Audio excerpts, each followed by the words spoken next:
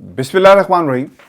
अस्सलाम वालेकुम नाज़रीन, मैं हूं इरफान हाशमी और आपको प्रोग्राम में खुश आमदीद कहता हूं। आपसे कुछ ही देर पहले शहबाज शरीफ साहब की एक तकरीर में सुन रहा था जिसमें उन्होंने कौम से ये वादा किया कि आज से हम कफ़ायत शारी करेंगे, यानी 10 माह तक आप जो कुछ करते रहे इसका हिसाब कौन देगा। ये शहबाज शरीफ साहब ने पाकिस्तान की आवाम को नहीं बताया।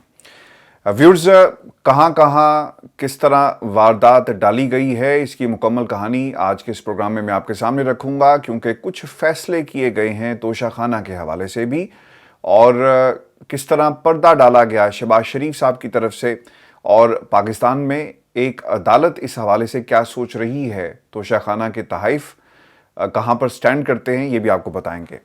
लेकिन व्यूअर्स, जो सबसे अहम मामला इस वक्त पाकिस्तान में ज़ेर बहस है, और ये एक सरप्राइज़ था जो पाकिस्तान तहरीक इंसाफ ने बहुत सारे लोगों को दिया है। मरीम नवाज़ बाकायदा मॉनिटरिंग कर रही थी, उन तक खबरें पहुंच रही हैं कि लोग कितने निकले, कहां कहां से निकले, क़यादत को क्या पैगाम दिया जा रहा है, और फिर दूसरी तरफ पाकिस्तान तहरीक इंसाफ के लोग जो हैं वो अगला पड़ाव और किस शहर में गिरफ्तारियां जो हैं वो देने जा रहे हैं। खबर ये आ रही है कि सरप्राइज़ ये इसलिए था चूँकि मरीम नवाज़ ने भरपूर ये कोशिश की कि किसी तरह लोगों को मुंतशिर किया जा सके। 2 रोज़ पहले मैंने आपको बताया था कि अगर लोग धरना देंगे तो उन्हें मुंतशिर करने के लिए आंसू गैस का इस्तेमाल भी किया जा सकता है, लाठी चार्ज भी होगा। लेकिन इतलात ये आ रही हैं कि प्रिजन वैन जिसमें ले जाया गया शाह महमूद कुरैशी को, और उनके साथ मौजूद थे असद कैसर और असद उमर, और फिर आज़म सवाती साहब, और फिर उमर चीमा साहब, और ख़बर पाकिस्तान के मीडिया के ऊपर ये आ रही है कि जनाब वो खुद वैन में आकर बैठ गए। देखिए, आपने कोई कानून तो नहीं तोड़ा ना, सिर्फ आप अपने हक का तकाजा पाकिस्तान में कुछ ताकतों से कर रहे हैं। आइन के मुताबिक इस निज़ाम को चलाया जाए। दफ़ा 144 जो है वो नाफिज कर दी गई है, और मैंने आपको ये पहले बताया था कि मुकदमा दर्ज कर लिया जाएगा कि खिलाफ वर्जी की गई है, लेकिन गिरफ्तारियां नहीं की जाएंगी। पुलिस की तरफ से जो मौक़िफ़ सामने आया, जो स्टेटमेंट मीडिया पर चलाई गई, उसके मुताबिक मुकदमा दर्ज होगा लेकिन गिरफ्तारी नहीं की जाएगी। क्योंकि होता ही है ना कि आप जब ये तहरीक अपने अरूज पर पहुंच जाएगी और Imran Khan out of control हो जाएंगे, यानी इनके बस की बात नहीं रहेगी। खैर, बस की बात तो आज भी नहीं है, तो फिर करेंगे क्या कि इमरान खान की गिरफ्तारी, अब वो जो मुकदमा बनाया जाएगा ना कि क़यादत के ख़िलाफ़ हम मुकदमा बनाएं, कि क़यादत की ईमा पर उनके कहने पर लोगों ने गिरफ्तारियां दी, यानी पार्टी चेयरमैन जो है, यानी सारे के सारे मुकदमात जो हैं पाकिस्तान में, अब कोई मुकदमा रह नहीं गया जो इमरान खान पर ना हुआ हो। बैंकिंग कोर्ट्स के अंदर मुकदमात, सड़कें बंद करने पर मुकदमात, इसके अलावा इंसदाद दहशत गर्दी की अदालत में मुकदमात, हाई कोर्ट्स के अंदर मुकदमात, इस्लामाबाद हाई कोर्ट के अंदर मुकदमा, यानी मुकदमात की एक भरमार जो है वो कर दी गई है कि किसी तरह इमरान खान को रोक लिया जाए।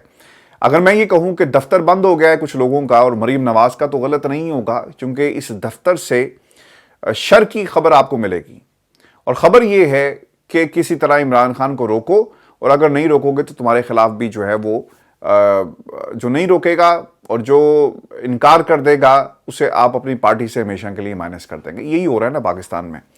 व्यूअर्स, आपको बताते चलें कि जो खबर बाहर आई है कि 700 पाकिस्तान तहरीक इंसाफ के जितने भी कारकुनान हैं गिरफ्तारी मुख्तलिफ स्पॉट्स के ऊपर, और फिर प्लान इनका ये था कि हम जाएंगे और लोगों को गिरफ्तार करेंगे। 5, 6, 7 लोग बैठे होंगे, इतना ज़्यादा शोर शराबा नहीं होगा, लेकिन इनकी एक्सपेक्टेशन से ज़्यादा लोग वहाँ पर पहुँचे हैं, और पाकिस्तान तहरीक इंसाफ ने हमेशा की तरह इन्हें एक बार फिर जो है पंजाब पुलिस को सरप्राइज़ दिया, और 700 के करीब अफराद कारकुनान उन्हें गिरफ्तार कर लिया गया है।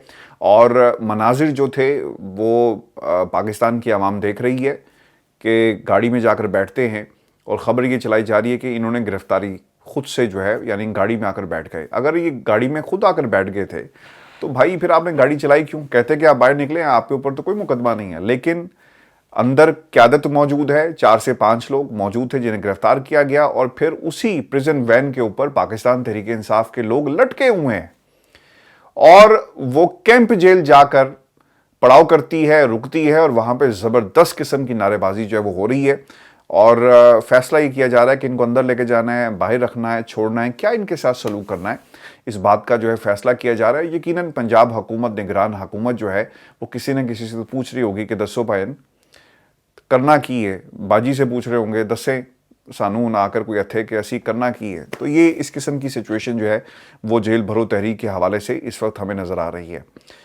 ویورز آپ کو بتائیں کہ اب سے کچھ ہی دیر پہلے میں دیکھ رہا تھا پاکستان کے ٹیلی ویژن چینل کے اوپر ایک شخصیت شہباز شریف صاحب جو ہیں وہ نمودار ہوتی ہیں، اور شہباز شریف صاحب نے کچھ اعلانات کیے ایک نیوز کانفرنس کے اندر۔ وہ یہ کہتے ہیں کہ کابینہ کا کوئی رکن لگژری گاڑی استعمال نہیں کرے گا، سرکاری دفاتر صبح 7:30 بجے کھولنے کا فیصلہ کیا گیا ہے، سرکاری افسروں کو ایک سے زیادہ پلاٹ نہیں دیے جائیں گے، مجبور ہوئے تو 5 بجے کے بعد بڑے مالز کی بجلی کاٹ دیں گے، وزراء بیرون ملک 5 اسٹار ہوٹلز میں قیام نہیں کریں گے، بیرون ملک بھی اکانومی کلاس میں سفر کی اجازت ہوگی۔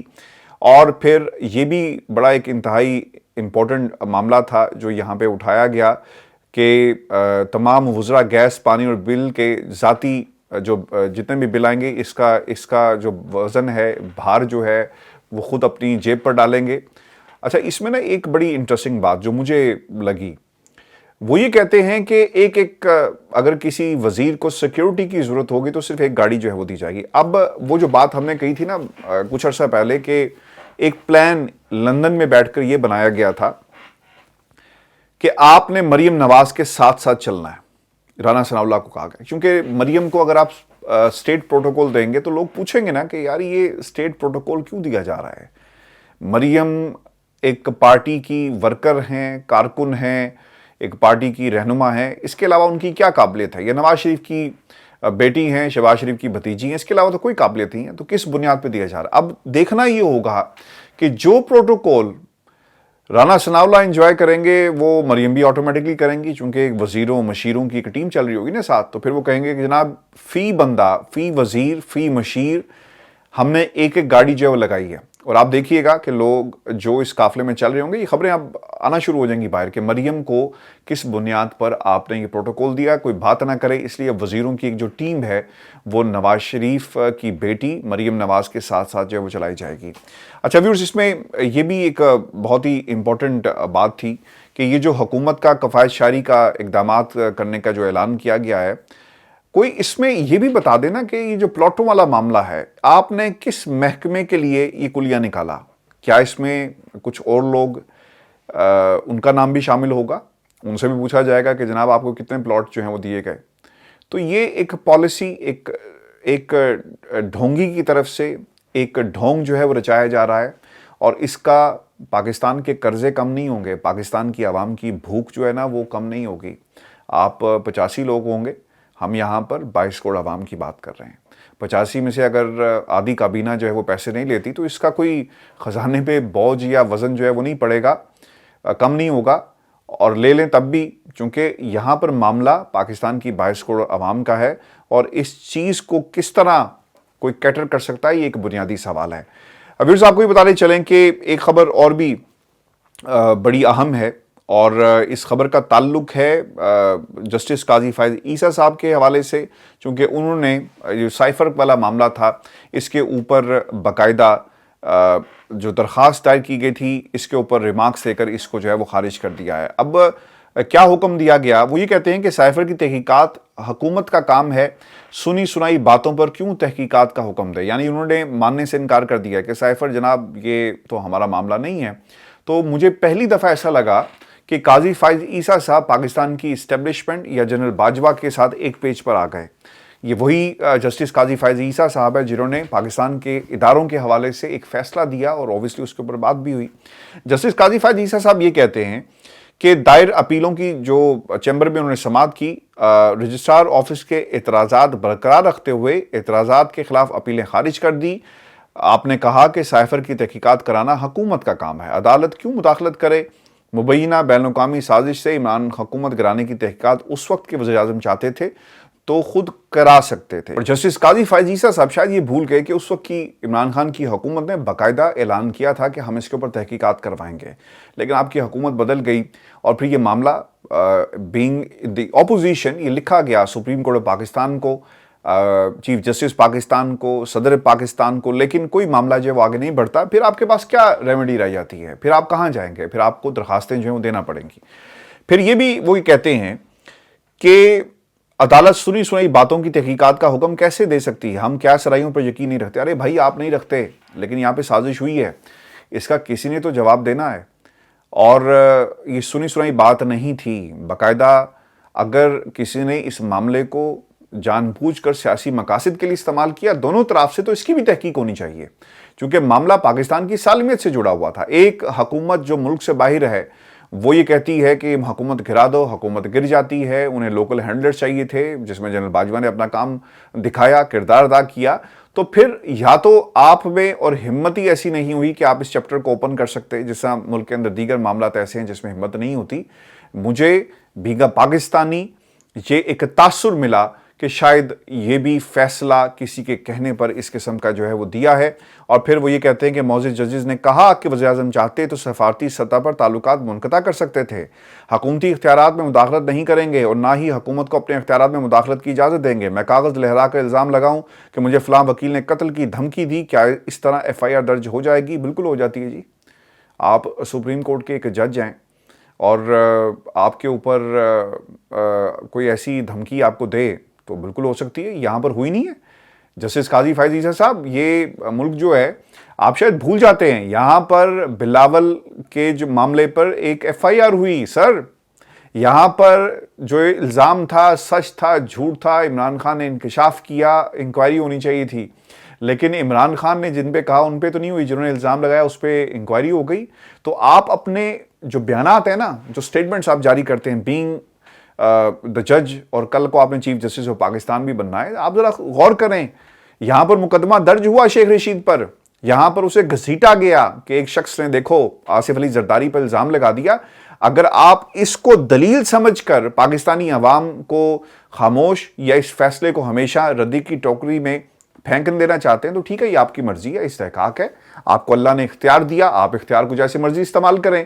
یہ جزا سزا کا معاملہ کسی اور عدالت میں دیکھا جائے گا. لیکن یاد رکھیں کہ اگر آپ اس کو دلیل سمجھ کر بیان کریں گے کہ کوئی شخص کہے کہ مجھے فلاں شخص نے قتل کی دھمکی دی ہے، بالکل ہوتا ہے، اس کی انویسٹیگیشن ہوتی ہے اور آپ کو کرنی چاہیے تھی لیکن آپ نے نہیں کی. اور پھر یہ بھی بہت امپورٹنٹ ہے کہ مداخلت اگر ہوئی ہے تو اس کی انویسٹیگیشن کی جائے. یہاں پر سازش کی بات ہے، یہاں پہ کسی کو قتل کرنے کی بات نہیں ہو رہی. یہاں پر تو اس ملک کے اندر آپ ایک سپریم کورٹ کے جج ہیں، پاکستان کی عوام آپ کی طرف دیکھتی ہے. میں آپ کے سامنے ایک اور مثال رکھ دیتا ہوں. آپ کی حکومت پاکستان کے اندر کیا کر رہی ہے؟ پوچھ لیں آپ حکومت کے کسی بھی کرتا دھرتا کو بلا کر کہ ایک خاتون نے اپنا ایک ویڈیو پیغام جاری کیا بلوچستان کے اندر. کیا ہوا سر؟ دے قوم کو جواب. وہ تو کہہ رہی تھی نا کہ مجھے بازیاب کرا لو خدا کے لیے. اس نے مر کر سچ یہ کر دیا، ثابت کر دیا کہ جناب میری جان کو خطرہ ہے، میرے بچوں کو بازیاب کرو. ننھے منھے بچوں کو، پیارے بچوں کو، پھول جیسے بچوں کو قتل کر دیا گیا، ان کی لاشوں کو ایک کنویں میں پھینک دیا جاتا ہے. تب بھی آپ کا قانون اور انصاف جو وہ حرکت میں نہیں آتا. تو خدا کے لیے یہ بھاشن قوم کو مت دیں، نہ بتائیں ہم لوگوں کو کہ کسی کے کہنے پر یہ نہیں ہو سکتا. آپ کے ملک کے اندر ہوا ہے، آصف علی زرداری کے حوالے سے کہا گیا تو آپ نے مقدمے کر دیے. پوری کی پوری پاکستان پیپلز پارٹی جو میدان میں آ جاتی. کیا باتیں آپ کرتے ہیں؟ پھر آپ یہ کہتے ہیں کہ سفارتی تعلقات ختم کر دیتے آپ ختم. آپ کی ہر چیز امریکہ کے ساتھ جڑی ہوئی ہے. یہاں پہ سیکیورٹی، اس ملک کے اندر ڈالر آنے بند ہو جائیں تو آپ کہاں پر سٹینڈ کرتے ہیں؟ آپ کے ملک کی کرنسی افغانستان سے کمزور ہے. امریکہ نے یہ ثابت کیا کہ جس زمین کے اوپر وہ 20 سال بم گراتے رہے، گولیاں برساتے رہے، لوگوں کو مارتے رہے، آج اس ملک کی کرنسی مضبوط ہے. اور جو کرائے کے قاتل تھے، جو اس گھنونے کام میں شامل ہوئے، جنہوں نے ڈرون حملوں کے عوض ڈالر لیے، اب وہ اس دنیا سے چلے گئے. لیکن ویورز یاد رکھیں وہ ملک پیچھے ہے اور جس پر بم گر رہے تھے وہ ملک آگے نکل گیا. یعنی افغانستان کوئی تصور کر سکتا ہے کہ وہاں پہ ایسا کیا ہے صرف دہشت گردی کے علاوہ جو پاکستان میں اب امپورٹ ہو رہی ہے، ایکسپورٹ بھی وہیں سے وہ بیٹھ کے ایکسپورٹ کرتے ہیں، ہم امپورٹ کر لیتے ہیں. یہ پاکستان کے اندر ہو رہا ہے. کوئی لیتے آپ بھی سو موٹو اس قسم کا, عدالت کو جلال کیوں نہیں آیا اس وقت؟ اور پھر جسٹس قاضی فائز عیسیٰ صاحب نے مکالمہ کیا ہے. جو وکیل تھے جی ایم چودھری صاحب, انہیں کہتے ہیں کہ یہ جو سپریم کورٹ کے ساتھ پارلیمنٹ کی بلڈنگ ہے نا, جائیں جا کر انہیں کہیں کہ کوئی قانون ایسا بنا دے کہ ہم مداخلت کر سکتے ہیں, تو پھر ہم مداخلت کریں گے اور پھر ہم بتائیں گے, ہم اس کی انکوائری بھی کریں گے. صرف سنی سنائی باتوں پہ یہ سب کچھ نہیں ہو سکتا. ارے بھائی, اگر یہ سنی سنائی باتیں تھیں تو پھر آپ اس کی انکوائری کرا کر سزا دیں ان لوگوں کو جو کہہ رہے ہیں. یعنی کس نے یہ فیصلہ کر لیا؟ آپ نے تحقیق نہیں کی. عدالتیں پہلے تحقیق کرواتی ہیں, تفتیش ہوتی ہے, انویسٹیگیشن ہوتی ہے, اس کے بعد کسی نتیجے پر پہنچتی ہے. لیکن فاضل عدالت کے فاضل جج نے کیا کہا؟ کوئی تحقیق نہیں ہوئی, کوئی تفتیش نہیں ہوئی, کہیں انویسٹیگیشن نہیں ہوئی, لیکن آپ نے یہ خود سے فیصلہ سنا دیا بغیر کسی شواہد کے, دلیل کے, کہ جناب سنی سنائی باتیں اور ایسا کچھ نہیں ہے.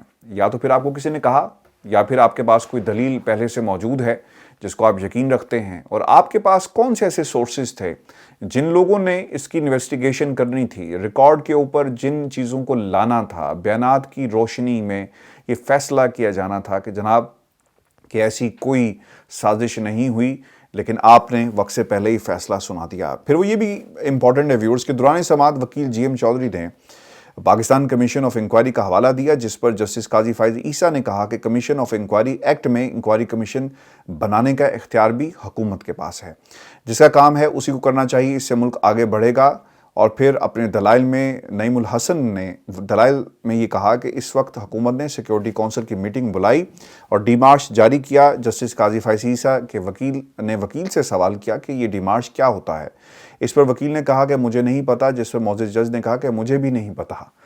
اور پھر اس کے بعد جو درخواستیں اعتراضات تھی اس کے بعد برقرار رکھتے ہوئے درخواستیں مسترد کر دی گئی ہیں. تو ویورز, ویلکم ٹو پاکستان. یہاں پہ انصاف نہیں ملتا اور آپ کو انصاف کے لیے مر جانا پڑتا ہے, اور پھر مر کے بھی بعض لوگوں کو تو انصاف نہیں ملتا. 5 بچے مر گئے.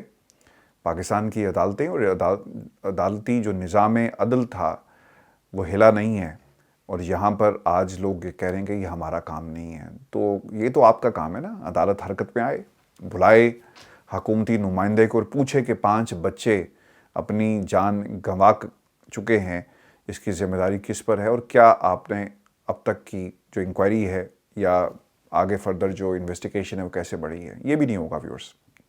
اچھا, میں جاتے جاتے نا توشہ خانہ کا ایک معاملہ ہے وہ میں آپ کے سامنے رکھ دوں, کیونکہ یہ جو پریس کانفرنس کی گئی تھی شہباز شریف صاحب کی طرف سے, اس میں بلند و بانگ دعوے تو کر دیے گئے کہ جناب ہم یہ نہیں کریں گے اور ہم ویسے کریں گے اور ہم توشہ خانہ. میں آپ کو نا ایک چھوٹا سا ایک قصہ سنا دیتا ہوں, کیونکہ آج $300 ایک رقم جو ہے اس کا تعین کر دیا گیا کہ $300 کی جو رقم ہے, جو بھی تحفہ ہوگا اس سے زیادہ قبول نہیں کیا جائے گا. 2016 کے اندر میں امریکہ گیا اور دنیا ٹیلی ویژن میں ہیڈ آف نیوز پلاننگ تھا. میں نے کئی برس جو ہیں اپنے صحافتی کریئر کے دنیا ٹیلی ویژن کو دیے. دنیا ٹی وی جب لانچ ہو رہا تھا, بینگ دا پائنیئر آف دنیا ٹیم, لانچنگ ٹیم, ہم نے بہت سارے عروج و زوال دیکھے. ہمیں بہت سارے لوگوں نے مارا بھی, تشدد بھی کیا, پکڑ کر لاٹھی چارج بھی ہوا, دھماکے دیکھے, بم دھماکے دیکھے. تو میں نے ایک عرصہ دیکھا ہے دنیا ٹی وی کے اندر. میں آپ کو نا بتاتا ہوں کہ 2016 میں ہوا کیا. جب ہم برطانیہ سے ہیلری کلنٹن نے کی دعوت پر ہم وہاں پر گئے تھے, اور ان دنوں الیکشن کا ٹائم چل رہا تھا, تو سیاستدان کیا کرتے ہیں کہ وہ انٹرنیشنل میڈیا کو بلا کر ان سے ایک اسیسمنٹ لیتے ہیں. چونکہ پاکستانی جو ڈائسپرا ہے وہ ایک بڑی تعداد میں لوگ وہاں پر رہتے ہیں, تو ان کی کہانیاں, ان کی سٹوریز, تاکہ وہ کنیکٹ کر سکیں اپنی گورنمنٹ کے ساتھ, اور پھر جو ووٹ بینک ہے وہ کسی طرح سیکیور کیا جا سکے. ہیلری کلنٹن نے بھی یہی کیا, اور ہم پاکستان آ گئے ڈاکومنٹریز اپنی بنا کے. اسٹرینٹن پینسلوینیا میں گیا, واشنگٹن میں کافی دن میں نے گزارے, وائٹ ہاؤس کی لابنگ ٹیم کے ساتھ میری ملاقات ہوئی, اور پھر بینظیر بھٹو کو جو ہوسٹ کرتی تھی فیملی, ان سے بھی میری ملاقات ہوئی. مشرف صاحب کی کہانیاں, بہت ایک بڑا زبردست ہمارا یہ ٹور تھا.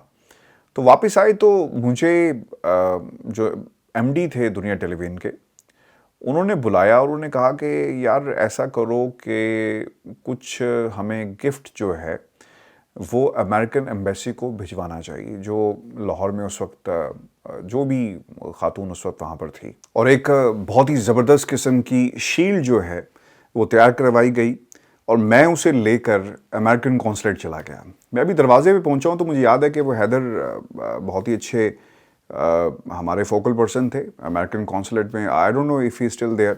تو انہوں نے اس شیلڈ کی طرف دیکھ کر وہ پریشان بھی ہوئے اور مجھے دروازے پہ روک لیا۔ انہوں نے کہا کہ یار یہ تو اندر نہیں جا سکتی۔ میں نے کہا جی وہ کیوں؟ تو انہوں نے مجھے پھر رولز اینڈ ریگولیشنز بتائی۔ یہ جو شہباز شریف صاحب توشہ خانہ 8,000 کا جو ہے گفٹ ہم قبول کریں گے، ارے بھائی گفٹ قبول ہی کیوں کرو گے؟ تو حیدر صاحب بھی مجھے بتاتے ہیں کہ لا ہمارا بڑا کلیئر ہے کہ کوئی بھی کونسلیٹ کا ممبر کسی قسم کا گفٹ جو ہے وہ ایکسیپٹ نہیں کرے گا، اور اگر وہ کرے گا تو اسے ڈکلیئر کرے گا، اور ڈکلیئر کرنے سے پہلے یہ خیال رکھا جائے کہ جو شیلڈ یا کسی قسم کا بھی تحفہ قبول کیا جا رہا ہے اس کی قیمت $50 سے زیادہ کی نہیں ہوگی۔ سر قومیں ایسے بنتی ہیں، ایسے نہیں بنتی۔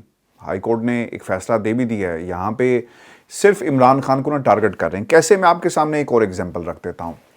اس لیے کیونکہ یہ باتیں پاکستان میں کوئی نہیں کرتا، پاکستان کے ٹیلی ویژن چینلز پر اور قسم کی کہانی چلتی ہے، وہ آپ کو نا اور ہی کیمیا گری جو ہے وہ دکھاتے ہوئے، جادوگری دکھاتے ہوئے نظر آئیں گے، سارے کے سارے ملے ہوئے ہیں۔ ہائی کورٹ یہ کہتا ہے کہ جاؤ جا کے توشہ خانہ کی ڈیٹیلز لے کر آؤ، قیام پاکستان سے لے کر آج تک یہ حکومت کیا کہتی ہے کہ جناب یہ کانفیڈینشیل معاملہ ہے، سیکریسی کا معاملہ ہے، اور اگر ہم نے اس کی لسٹ جاری کر دی تو اس کا پاکستان کو نقصان ہوگا۔ اچھا یہ جو گھڑی باہر آپ نے نکال کر اور اس کے قصے اشتہار لگا دیے، اس سے پاکستان کو نقصان نہیں ہوا؟ اگر یہ معلوم ہو جائے کہ نواز شریف نے کتنے تحائف لیے، فاروق لغاری صاحب کتنے تحائف لیے جب وہ اقتدار میں تھے، بے نظیر نے کتنے تحائف لیے، یہ جو تارڑ کا بیٹا ہے، رفیق تارڑ صاحب کا جو بیٹا ہے عطا تارڑ، ان کے ابا حضور نے کتنے تحائف لی ہے، شہباز شریف کتنے تحائف لے کر آئے، آصف علی زرداری صاحب کیا کیا لیتے رہے، اس پر کیا کوئی پوچھے گا یہ سوال کہ نہیں پوچھے گا؟ نہیں پوچھے گا۔ انہیں صرف ایک گھڑی نظر آتی ہے اور اس کے اوپر توشہ خانہ ریفرنس جو ہے وہ بنا کر آپ بھیج دیں گے۔ یہ ڈبل سٹینڈرڈز ہیں، اور جب تک یہ ڈبل سٹینڈرڈز رہیں گے، عدالت نے بھی کہہ دیا کہ جناب اس کا فیصلہ ہم بعد میں کریں گے کہ اسے ڈکلیئر کرنا ہے یا نہیں کرنا۔ اگر وہ نہیں کرنا نا تو پھر یہ بھی نہیں کرنا تھا۔ اور یہ سب سے بڑی جو صداقت ہے اس پورے کیس کی، وہ قوم کے سامنے اس انداز میں بھی آ گئی کہ اگر ایک شخص کرپشن کر رہا تھا نا بیٹھ کر اپنی کرسی کے اوپر، تو وہ اس نے صرف ایک اشارہ کرنا تھا اپنے پرنسپل سیکرٹری کو۔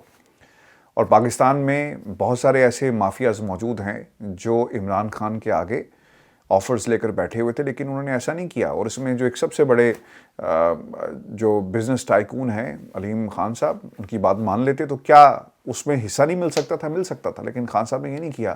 حالات اتنے خراب تھے اور کچھ نہیں تھا کہ انہیں اپنی وہ گھڑی تحفہ جو ہے بیچنا پڑ گیا، اور ویسے بھی 1 سال کے بعد آپ کو تو جو تحائف ہیں وہ آپ نہیں رکھ سکتے۔ تو بہت اچھا فیصلہ ہے آپ کا، لیکن قوم کے ساتھ خدا کے لیے سچ بولیں۔